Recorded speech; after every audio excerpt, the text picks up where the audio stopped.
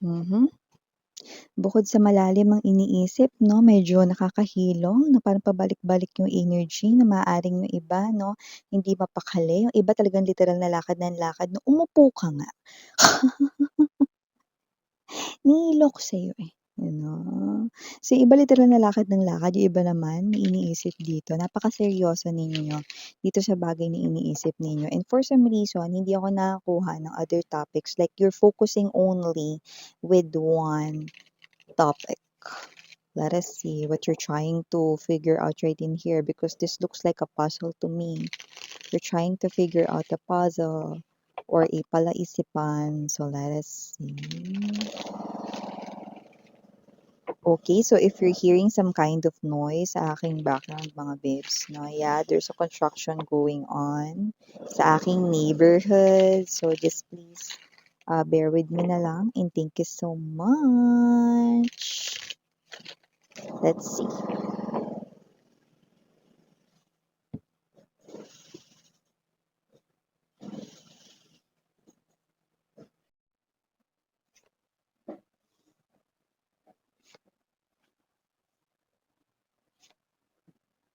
Oh, you're stuck about thinking something very specific right in here, no?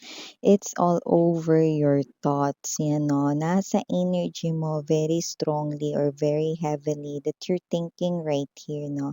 About something going on with your person. Okay, you could be dealing here with someone in connection ka na with. Okay, you could be lovers already. You could be in relationship already. Or you could be MU mutual feelings 'no, but not yet officially na kayo, 'yan 'no. You could be thinking here about this specific person of yours, this is special person of yours. Let's see your thoughts right in here. We've got the Knight of Swords energy, Three of Cups, Four of Cups. Ayun, 'no. Well, nakita ko 'no, ito ay natural or normal lang 'no, lalo na kapag nasa loob ka ng isang relationship na mamaya sabihin ko 'yan sa inyo na pero ang maganda 'no, nakakuha tayo rito ng direct answer sa inyo rito 'no, na situation. So, we've got the Ace of Swords energy, Seven of Cups. And we've got the Hierophant. Yeah, see, look at that. We've got the bottom of the deck naman, the Five of Swords, King of Coins, yeah, and the Seven of Wands. Yan, okay. So, hi and hello there, collective. My name is Yan. Welcome, new subscribers. Returning Istam buyers, thank you sa inyong walang sawang love at support for me. At kung hindi nyo pa alam, mayroon pa tayong other channel. Link is down below sa ating description box. If interesado, i-click lamang yung link na yan para kayo mapunta doon. At yun nga na araw-araw ay nag-upload ng collective readings for all signs there. At lahat ng gender dito, haba, lalaki, LGBT, lahat ay welcome po. So, just take only what resonates, 'no? Puwede rin itong timeless, 'no, dahil puwedeng nangyari na 'to to some of you. Sa iba naman nangyayari na po ngayon in the present moment at sa iba naman ay mangyayari pa lang. Kaya naman you have your free will, like it's up to you, 'no, kung gusto niyong i-claim ang mga messages or not. But here, definitely you're bothered about something. We've got the Two of Wands. Iniisip mo ito, no? You could be keeping it sa iyong self. Maaring hindi mo to ino-open up sa iyong person or dito sa spatial person mo. But it's all over your thoughts, sweetheart. Eight of Swords energy right in here, no? And what about these thoughts right in here? Knight of Swords energy. There's this Three of Cups right in here, no? You're thinking, no? You're stuck thinking, no, that your person might be seeing someone else aside from you. Your person might be thinking that he or she is talking, no, sa iba, chatting someone right here, no, na iba, no. So I do feel like yun yung bagay na iniisip mo and you're not telling your person about it. You're keeping it a secret, yan, no. So, sa loob ng isang relationship, isa talaga yan sa pinaka number one, 'no, na kinapapraningan ng isa. 'di ba? So, nakikita natin dito mga babes 'no, that you could be thinking that your person might be cheating on you, might be lying on you 'no, deceiving you in some way, sort possible, 'yan 'no. At itong iniisip mo na 'to 'no, something here 'no, na parang hindi mo rito matanggal-tanggal sa isipan mo 'no. Pero ang nakakaloka, wala ka namang naiispatan. Wala ka namang naoobserbahan 'no, okey, kahit naka-detective mode ka wala ka naman ditong makuhang proof or evidences na ganito 'no, bakit ano bang meron diyan? I'm seeing that there's this not particularly rumor about your person ha, but I think, nakikita ko rito with the presence of Three of Cups and Three of Coins na possible na lately 'no, maaaring nakakarinig ka ng mga hindi magandang kwento about love story 'no. Might be you're hearing it from your friends 'no, from your coworkers, from your colleagues 'no, and even your kapitbahay puwedeng naririnig mo lang ng di sinasadya 'no, or baka nakikwentuhan ka rito ng mga love life ng ibang mga tao 'no, people around you 'no, and it looks like it's not good 'no. It could be something here na not working 'no, maybe may mga nagkukuwento sa'yo rito 'no, with this Four of Cups energy na ganito yung situation. Alam mo friend, collective, feeling ko meron talagang babae yung person ko, ano.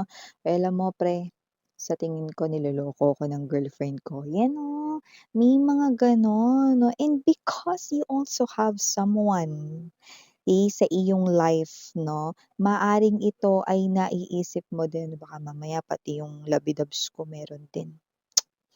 Ay, anong gagawin ko nito, you know? So you could be trying to observe 'no, and this is you 'no, nasi-stress ka 'no, nagfi-freak out ka dito, nagpa-panic ka 'no, pero wala kang makita-kita dito na evidences or any proof right in here. So you could be trying 'no, na parang alamin 'no, kung yung person mo gano'n din ba 'no, or whatsoever 'no. But you know mga babes 'no, ito yung bagay rito na nagpapa-stress or nagbibigay ng anxiety sa'yo, 'di ba? Kaya naman kung ano man yung energy rito na tinataglay mo, lumalabas lamang 'no, na ito yung klase ng energy na hindi ka rito mapalagay, 'yan 'no.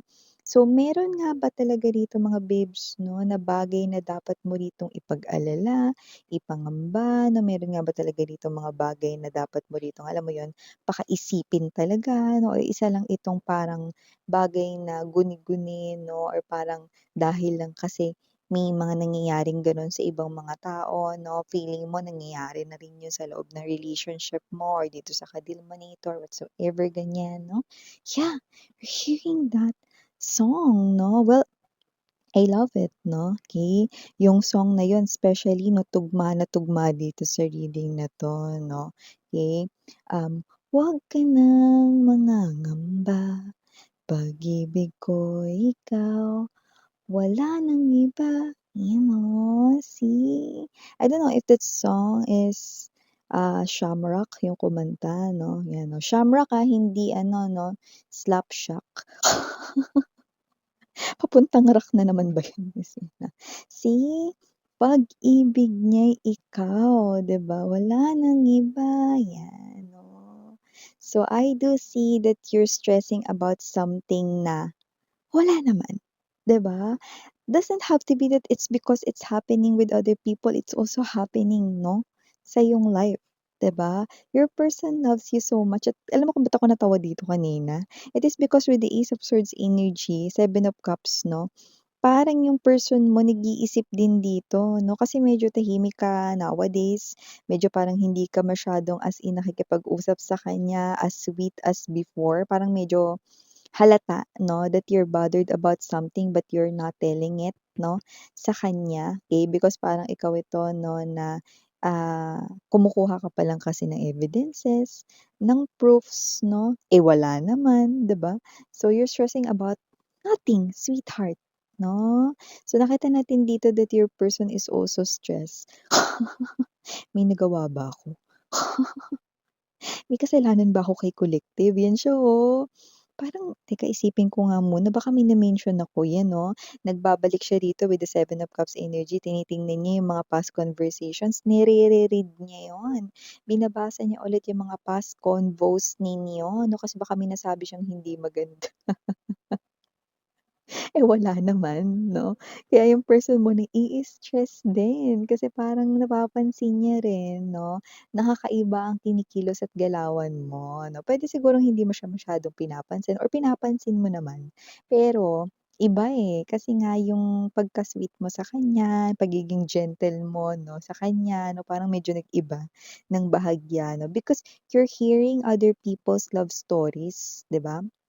And most of them could be negative yung iyo ritong situations na nahahagip or nasasagap, 'yan 'no. So, parang may energy din dito na very strong and powerful 'yun. Kaya nga sabi ko sa inyo 'no, sa loob ng relationship natural lang yung ganito 'no, may selos, makapag-isip ng ganito siyempre kasi natatakot rito 'no, na mag-break up 'no, or baka natatakot na baka may iba nga talaga 'no. But your story is different from those stories that you're hearing, sweetheart. You're just causing your eyes rito na magkaroon dito ng eye bags. Your person loves you so much with the presence of Hierophant energy and there's this justice. You know, pag-ibig niya'y ikaw lamang wala ng iba. Justice with the Hierophant energy, ito ay higher level of commitment. Ito ay hindi basta relationship kundi isang commitment, sweetheart. And your person is really loving it 'no, na ikaw yung person niya at itong connection na 'to 'no, will definitely take forever talaga, yan 'no. Road to forever, miss, yan. Yeah, road to forever. Kaya tigilan mo na yung pag-iisip mo na yan. Eh, sis, wala ritong iba ang person mo. Ikaw lang, walang iba. Yee! I love that, very direct 'no, lyric song 'no, na, ibinigay sa ating clue ng spirit guides ninyo rito 'no. So, I do believe that your person right here na is also stressing over this something because he or she is trying to figure out din sa kanyang sarili 'no, kung meron ba siyang nagawa rito, may kasalanan ba siya sa inyo, na-late ba siya minsan, no, for some reason 'no, iniisip niya yan yung mga small things din 'no, na-late ba ako minsan kaya ganito siya? Parang wala naman. May nabanggit ba ako? Parang wala akong maalala. Ay, ano ba 'yan? Ayan 'no. So your person right here is also stressing 'no, about something that's going on with you guys 'no. Kasi ang major concern niya rito 'no, is kayo of course 'no, and your person loves you, wala siyang iba, See, that's just part of guni-guni 'no, or that's just part of because, naapektuhan rito ang inyong mindset 'no, because yung mga inyo ritong mga friends 'no, ay may mga powerful testimonies like, alam mo girl, sa panahon ngayon, very rare na lang or sadyang napaka-miracle na lang talaga kung yung person mo ay tapat sa'yo. Ay naku, maaaring gano'n ka-powerful yung statement, 'di ba? Which is 'no, sa ating Earth lalo ngayon, lumalabas sa survey na 'yan ay talaga naman 'no, lampas talaga 'no, sa 75% true, okey? So, hindi porket 'yun ay ang nature ng halos lahat, doesn't have to be na kumo-connect ka na rin sa taong pasok sa survey na 'yun, isn't it, 'di ba? Your person is loving you right in here 'no, and definitely very far from those pasok dun sa mga manloloko, mga nangangaliwa, mga nambababae, mga nanlalalaki 'no, mga nagtu-two time 'no, nagti-three times relationship. Your person is definitely hindi gano'n 'no, kaya huwag kang madismaya mga babes 'no, because your person right in here is hindi gano'n 'no. So, stop stressing yourself over something right in here 'no. And alam mo 'no, magkakaroon rito ng communication, magkakaroon kayo ng heart to heart conversation 'no. Kasi tatanungin mo rin siya ng mga ganyang questions 'no, at matatawa lang talaga yung person mo rito 'no. Hindi, wala. Wala akong iba, ayan 'no. So, may gano'ng klase ng energy which is 101% true. 'Yan 'no, na wala talaga siyang iba 'no. Ikaw lang 'yung laman ng isip niya rito 'no at sa tuwing may problema ka, mas namomroblema siya. So, gusto ng person mo 'no, na 'wag kang makinig sa iba, okey? Protect yourself, 'yan 'no, from what other people 'no, na kinukuwento sa'yo, okey? Not because it is happening to them, it is also happening to you, okey? Magtiwala ka daw 'no, ayan yung energy rito ng nakabalot diyan na, nagsi-circle 'no, na na parang it's like magical, it's like a shield 'no, okey. Your person wants you to not listen 'no, to those things that you're hearing, okay? Because lahat ng tao ay may kanya-kanya ritong ka-connect, okey? So, lahat ng mga ka-connect nila ay may kanya-kanya ring nature. Your person is not someone who's definitely matching yung mga kinukuwento sa'yo na mga ka-connect ng mga friends mo, coworkers mo, other people around you, even your neighbors, kapitbahay 'no. So, malayong-malayo, okey? Your person loves you so much and wala talaga siyang iba. Okey na? Puwede ka na matulog ng mapayapa 'no, tigilan mo mga babes na paganyan-ganyan na mag-beauty rest ka, para hindi ka magka-pimples, magka-wrinkles, magka-eye bags, 'di ba? Babae, lalaki, LGBT, puwede kayong kumalma ang person mo rito 'no, hindi ko nakikitang makikipaghiwalay ito sa inyo. Like, sabi nga ng Pussycat Dolls 'no, the slang na pagbanggit ng no, 'di ba? No, hindi siya makikipaghiwalay sa iyo. So yeah, for the initials right here, yes, we do have. Nandito unang-una ang letter J, nandito rin ang letter H, of course, nandito rin ang letter S. We also have here the letter O plus the letter I, and last but not the least, the letter T. So yeah, these are all the messages I've got right here for you, sweethearts. Thank you so much for your time here, babe. And again, I'm Yuriana Onni. 사랑해요. Love and light.